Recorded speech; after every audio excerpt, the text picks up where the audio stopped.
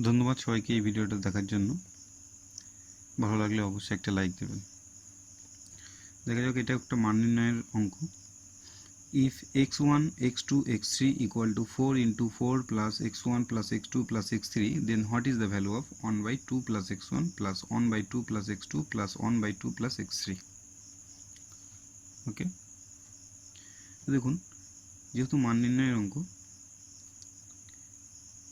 এগুলো এক্সামে একটা শর্ট ট্রিক্স অ্যাপ্লাই করে এই অঙ্কগুলো করতে হবে। x1, x2, x3 equal to 4 into 4 plus x1, x2 plus x3।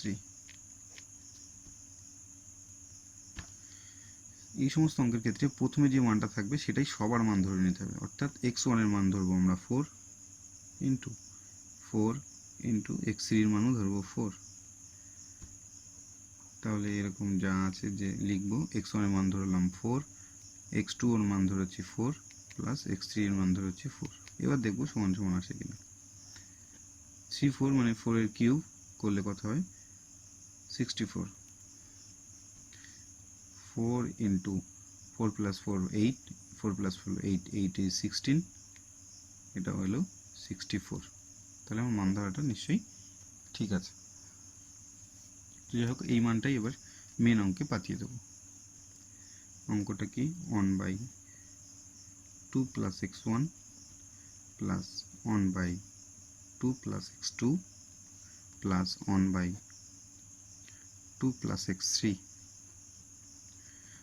তো 1 বাই 2 প্লাস x1 এর মান ধরেছিলাম 4 প্লাস 1 বাই 2 প্লাস x2 এর মানও 4 এস 2 প্লাস 4। তাহলে হতো কত?